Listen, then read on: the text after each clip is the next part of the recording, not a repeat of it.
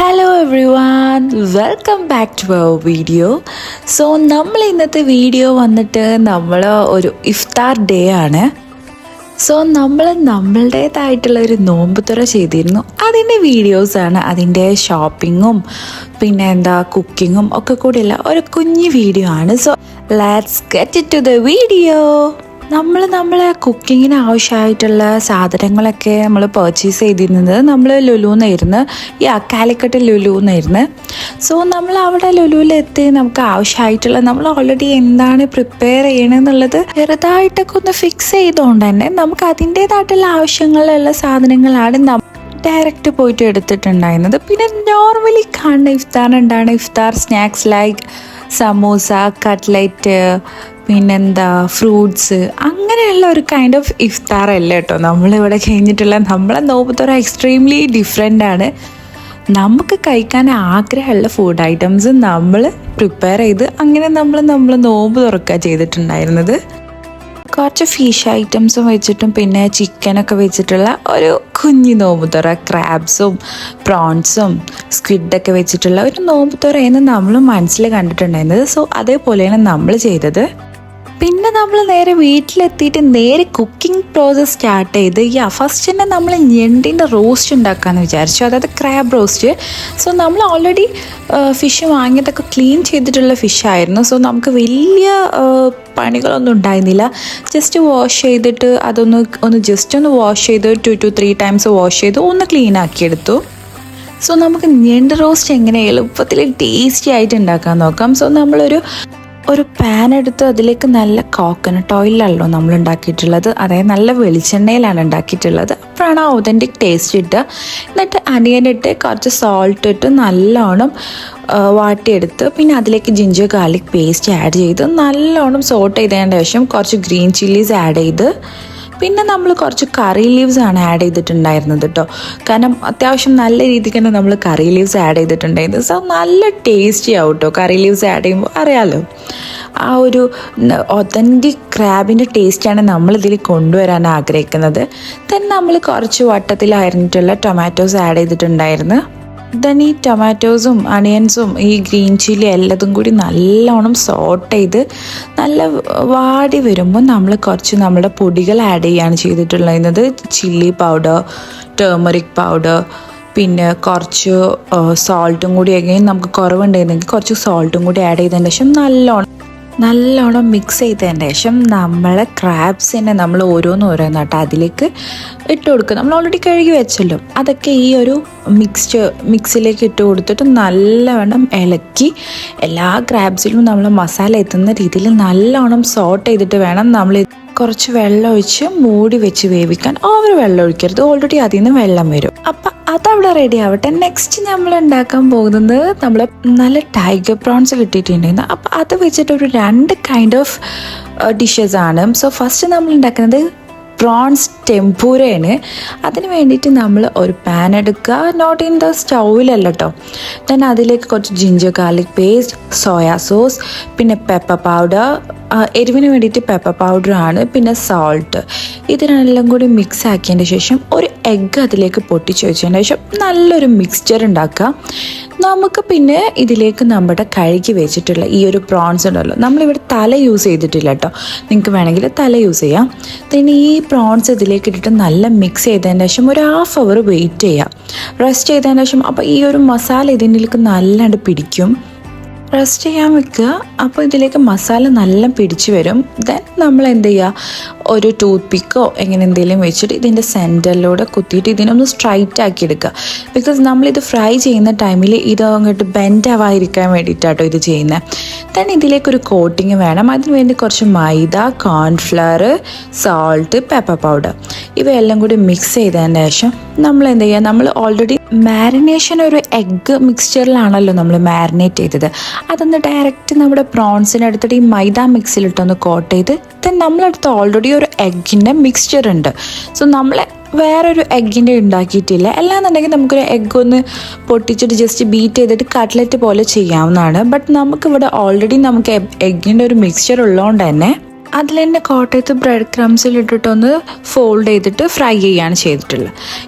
അടുത്ത് നമ്മൾ പ്രിപ്പയർ ചെയ്യാൻ പോകുന്നത് കൂന്തൽ നിറച്ചതാണ്. അതിന് വേണ്ടിയിട്ട് ഒരു പാനിലേക്ക് നല്ല വെളിച്ചെണ്ണ, പിന്നെ കുറച്ച് ginger garlic paste, green chillies, onion, കുറച്ച് സോൾട്ട് ഇട്ടിട്ട് നല്ലോണം സോട്ട് ചെയ്തെടുത്തിട്ടുണ്ട്.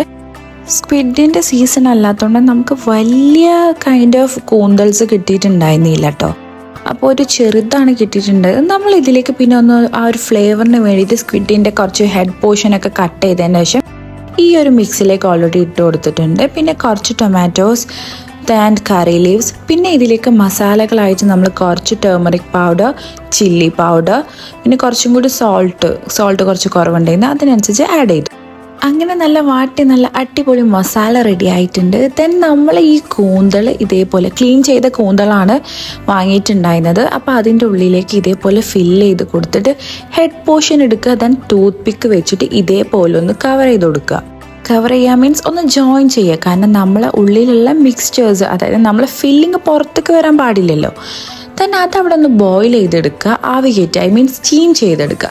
തന്നെ നമ്മളൊരു പാനിലേക്ക് എന്ത് ചെയ്യുക, കുറച്ച് വെളിച്ചെണ്ണ ഒഴിക്കുക, കുറച്ച് chilli powder, turmeric powder, then salt വെച്ചിട്ട് ഒരു ചെറിയൊരു പേസ്റ്റ് ഉണ്ടാക്കിയതിന് ശേഷം ഈ സ്റ്റീം ചെയ്ത സ്ക്വിഡ് അതിലിട്ടിട്ട് ഒന്ന് മിക്സ് ചെയ്തതിന് ശേഷം ജസ്റ്റ് കുറച്ചൊന്ന് ഷാലോ ഫ്രൈ ചെയ്തെടുത്താൽ അതവിടെ റെഡിയായി.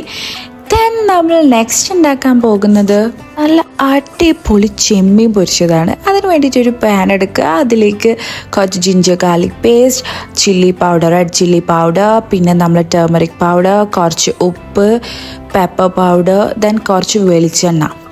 ഈ വെളിച്ചെണ്ണ നല്ല ശുദ്ധമായ വെളിച്ചെണ്ണ ആഡ് ചെയ്തിട്ട് നല്ലൊരു ഒതൻറ്റിക് ചെമ്മീൻ പൊരിച്ചതാണ് ഉണ്ടാക്കാൻ പോകുന്നത്. ഇവയെല്ലാം കൂടി മിക്സ് ചെയ്തതിന് ശേഷം നമ്മൾ ചെമ്മീൻ്റെ ഹെഡും കൂടി എടുത്തിട്ടുണ്ട് കേട്ടോ.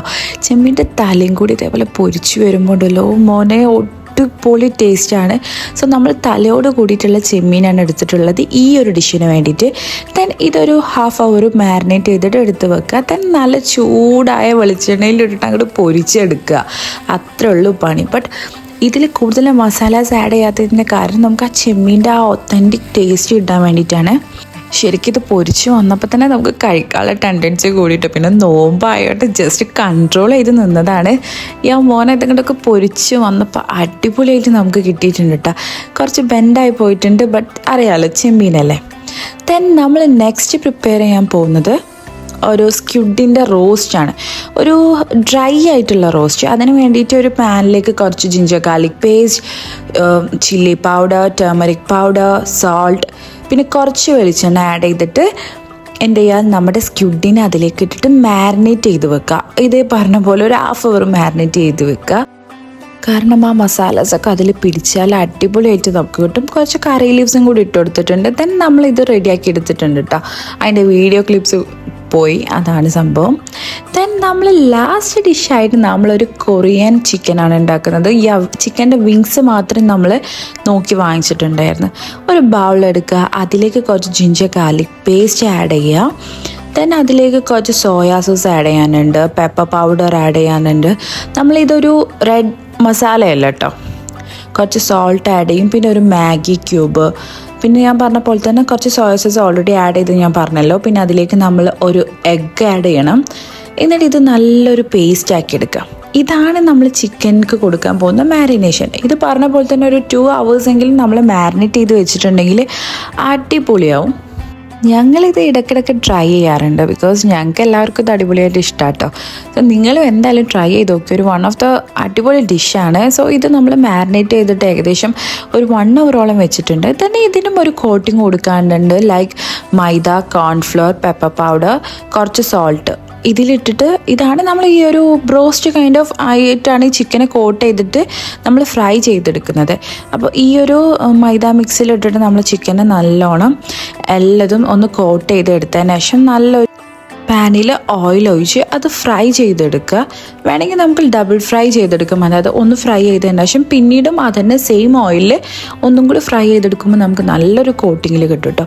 തന്നെ ഇതിലേക്ക് ഒരു സോസ് വേണം. അതിന് വേണ്ടിയിട്ട് നമ്മളൊരു പാനിലേക്ക് കുറച്ച് ഓയിൽ, അതിൽ നമ്മൾ കുറച്ച് ചോപ്ഡ് ഗാർലിക് ഇട്ടിട്ടൊന്ന് സോട്ട് ചെയ്തെടുക്കുക. പിന്നെ സോയാ സോസ്, ടൊമാറ്റോ സോസ്, കുറച്ച് ചില്ലി പൗഡർ, കുറച്ചൊന്ന് എരിവിന് വേണ്ടിയിട്ട് കുറച്ച് സോൾട്ട്, ഇവയെല്ലാം കൂടി കുറച്ച് വെള്ളം ഒഴിച്ച് വിനാഗർ ഒഴിച്ചിട്ട് കുറച്ചൊരു ഗ്രേവി പോലെ എടുത്തതിന് ശേഷം നമ്മൾ ഇതിലേക്ക് ഫ്രൈഡ് ആയിട്ടുള്ള നമ്മുടെ ചിക്കൻ്റെ വിങ്സ് ഉണ്ടല്ലോ അതും കൂടി ഇട്ട് കൊടുത്താൽ നമ്മളെ ചിക്കൻ, അതായത് നമ്മൾ കൊറിയൻ ചിക്കൻ ഇവിടെ റെഡി ആയിട്ടുണ്ട്. സോ നമ്മൾ ഇന്നത്തെ മെനു ഒക്കെ ഇവിടെ സെറ്റ് ആയിട്ടുണ്ട്. നമ്മുടെ ക്രാബ് റോസ്റ്റ് റെഡി ആയിട്ടുണ്ട്, പ്രോൺസ് ടെമ്പൂര റെഡി ആയിട്ടുണ്ട്, നമ്മുടെ കൂന്തൽ നിറച്ചത്, നല്ല അടിപൊളി ചെമ്മീൻ പൊരിച്ചത്, നല്ല റെഡ് മസാലയിൽ നല്ല ചെമ്മീൻ പൊരിച്ചത്, പിന്നെ നമ്മുടെ സ്ക്വിഡ് റോസ്റ്റാണ് ഇത്. നമ്മളെ കൂന്തൽ നല്ല റോസ്റ്റ് ചെയ്തത്, പിന്നെ നമ്മുടെ എന്നെന്നും ഫേവറേറ്റ് ആയിട്ടുള്ള കൊറിയൻ ചിക്കനാണ്. ഇതിൻ്റെ റെസിപ്പി അടിപൊളിയാട്ടോ. സോ അതിന് ശേഷം നമ്മൾ കുറച്ച് മിൽക്ക് ഷേക്ക് ഒഴിച്ചിട്ടുണ്ടെങ്കിൽ നമുക്ക് ജ്യൂസൊന്നും ഉണ്ടാക്കാൻ ടൈം ഉണ്ടായിട്ടുണ്ടായിരുന്നില്ല. സോ നമ്മൾ മിൽക്ക് ഷേക്ക്സ് ഒഴിച്ചു, പിന്നെ കുറച്ച് ഫ്രൂട്ടി, പിന്നെ എനിക്ക് മിനിറ്റ് മെയ്ഡ് എന്നും ഫേവറേറ്റ് ആണ്. സോ ഞാൻ ഫ്രൂട്ടി എടുത്തു. അങ്ങനെ നമ്മൾ നോമ്പ് തുറക്കാനിരുന്നു. ഓൾറെഡി നോമ്പ് തുറന്നിട്ടുണ്ട് കേട്ടോ. ഡിഷസ് പിന്നെ കഴിക്കണത്, അതാണ് സംഭവം. കാരണം എല്ലാം പ്രിപ്പയർ ചെയ്ത് വന്നപ്പോൾ കുറേ ടൈമായി. അപ്പോൾ എല്ലാ ഡിഷസും അടിപൊളിയായിരുന്നു. സോ നമ്മളെ ഇന്നത്തെ ഇഫ്താർ, അതായത് നമ്മളെ നോമ്പ് തുറ ഇത്രേ ഉള്ളൂ. So bye bye.